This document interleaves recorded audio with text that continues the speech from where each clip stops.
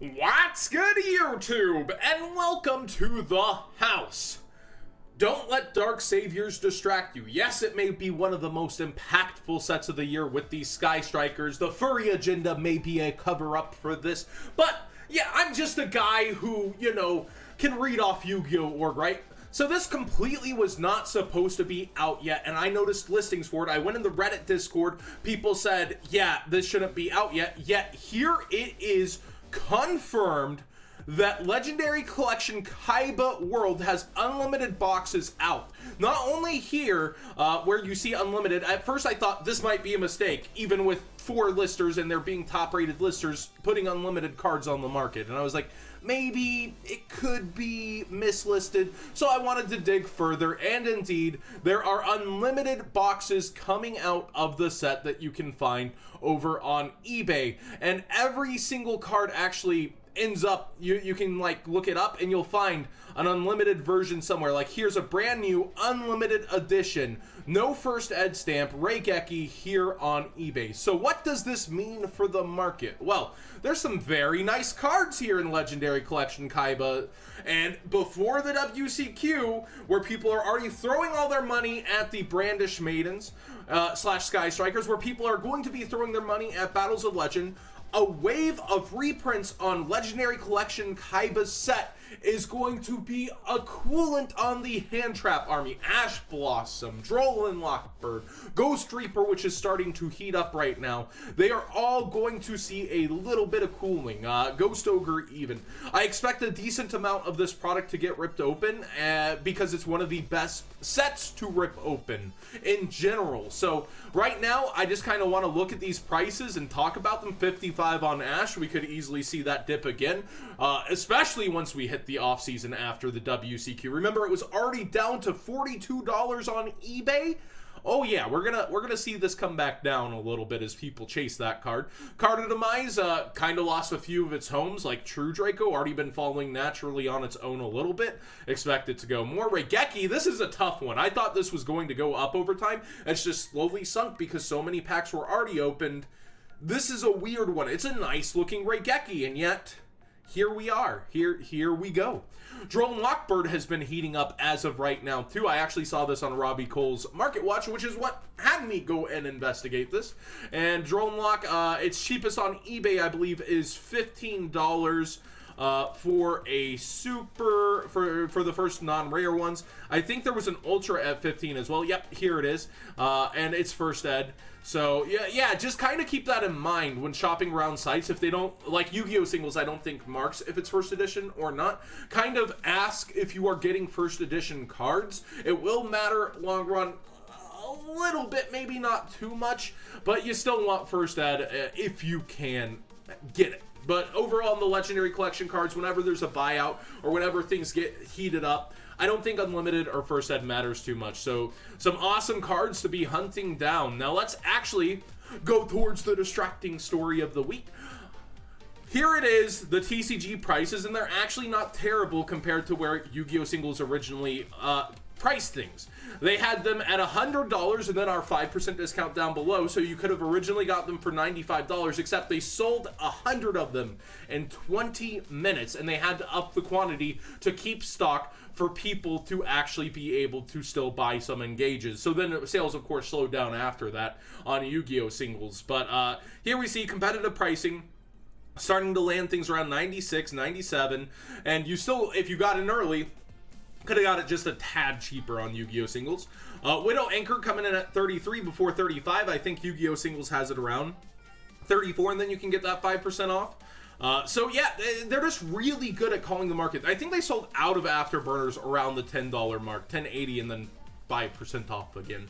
So around the same price as here, but they're completely out. So it's good to see the market actually settle in even after they've sold out. It's not like forcing it. It just shows how well they kind of predict the market, and then beat around the same Troll and Toad prices as $677. So actually, for the first time, we see an early set where there's motivated sales on TCG Player rather than just juice, because I guess there was a competitive kind of market for it, and they really want to actually make their sales, these independent sellers. We actually, yeah, look at the Super Kagari, $1.42. Toon Table, actually the lowest I think we've seen it anywhere, $1.39, $1.44, $1.49, and you can get multiples. So definitely, it's actually really, for everything lower, a really good look at the market, and people are trying to make their money off of the engages because it's about every other box.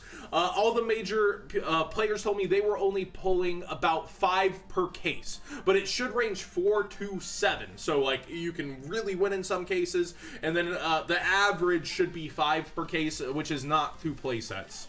So it really just comes down to how your cases are, but about every other box, I don't think we'll see this card hold that crazy value, but if you're playing in the WCQ, you're paying the premium, pretty much like this.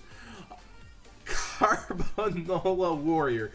Let's make it sold with Instant Fusion, everybody, and it's also a level 4, the only level 4 Fusion Warrior you can summon with Instant Fusion if you are playing rank 4s. Now, if you don't need that rank 4 access, there are better options. We'll get into that first, but Instant Fusion Warrior level 4 will now cost you $13, and then in the LOB, yeah, they're just, I think all the near mints mostly are gone. Yeah, over here, and then we go to eBay, and we see some Japanese ones. We see a new listing. These will cool down a little bit. If you're just using it for is sold, there's a way better option afterwards, and that's Invoked Raijin, who is actually a warrior level 5 that you can summon with Instant Fusion that gets you a good effect.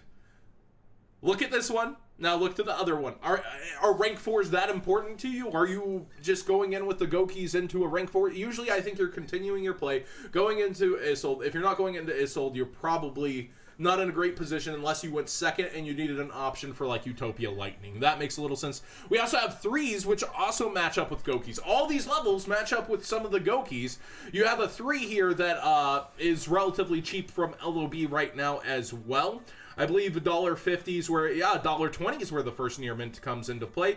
And then we see other ones pop up here and there. So you have multiple Instant Fusion Warrior targets for Isold. Oh, by the way, I was going to save this till the end, but if you do like Dragon Ball Super, there's a 10% kickback on Dragon Ball Super singles today. Something you definitely want to keep in mind when shopping through TCG Player and filling your cart. Maybe you can get stuff from the same store, save on shipping, that sort of stuff. I'm not a big Dragon Ball Super guy in terms of the card game, but I love the anime, and it's cool to support. So, yeah, you might want to consider that one, guys. Going through Flood, Impermanence still hanging above 83, but that's down from where we saw it earlier this week. It's good to see it sink in back already. It's probably a rush of people deciding, I'm playing Alter, guys. I'm playing in the WCQ. I'm playing Paleo. I'm playing in the WCQ. That sort of thing, just versus a low quantity overall of sellers. We will eventually have a special edition that helps us with Grand Soil, I believe. Grand Soil and Muon Glacia. So a ton of packs are going to be ripped open as people try to get at those cards, the eroded Grand Soil, but not the most exciting promos in the world, right? We have Ibli here, actually one seller going lower, but not too much lower than it was. And then Ghost Spell's actually been slow creeping back up. I noticed it was down towards 32.30, and now it's just been creep, creep, creep. Nationals and WCQs truly are the seasons of hand traps, and all of them are just kind of slowly pressing upwards, it feels like. Multi-Faker going down a little. I think it's a very good card, very deserving of an ultra price, but it's a one-deck card, whereas Nightmare Goblin, the Nightmares fit into many different extra decks. That's why I think my initial call was that Goblin and Multi-Faker would both be around $10 plus, but I feel like Nightmare Goblin has the higher ceiling as an ultra rare because it's going to be in many extra decks providing additional normals, whereas Multi-Faker, it's limited into its one very good deck as well. And we've seen ultra rares such as the Blue Eyes Ultras, the Stone, be $20. So it's not too far-fetched if people really cling on to and enjoy the Altergeist that it would be that way. Moving on, Red Reboot, just to note, it's hanging at $3. That's pretty impressive for a trap card. This trap card should not be underestimated. It's going to shut down evenly matched and allow you to definitely take some duels that you wouldn't otherwise have been able to take without it. Shutting off traps for the turn. It's like power creeping trap stun, right? You not only take care of a trap, but and you give them another, but you're trying to end the turn it happens usually, or it's a card that would have pressed such huge advantage, such as evenly matched, that you need to stop it right now. And a lot of people that play evenly matched, that's their only trap in the deck. It would be interesting to see a meta develop where you actually play another trap to kind of get alongside it. I mean, there's anti-spell fragrance now, there's waking the dragon. There's actually so many traps that do end up working with this, but you know, waking the dragon, if they know it's there, is kind of pointless. So cards like progressive cards like anti-spell fragrance and imperial order that help you as a duelist are what you would maybe want to put in when you see this. But it definitely is interesting to see it hang in there. A super rare really actually retains some value. The last one I think was Lithosashin. And finally, I know this has nothing to do with typical Market Watch, but the twice upon a year sale is on the Disney store. My fiance let me know. This is a pretty darn cool sale. You might want to check it out. Just go shopdisney.com. Promise, no sponsor video there.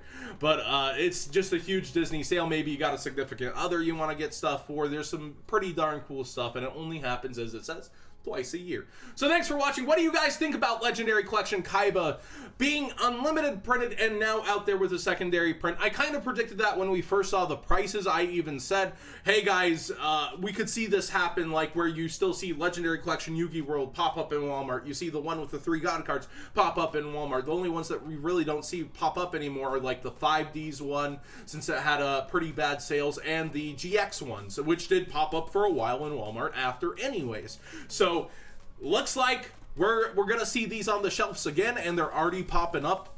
That's kind of a huge story of the weekend, guys.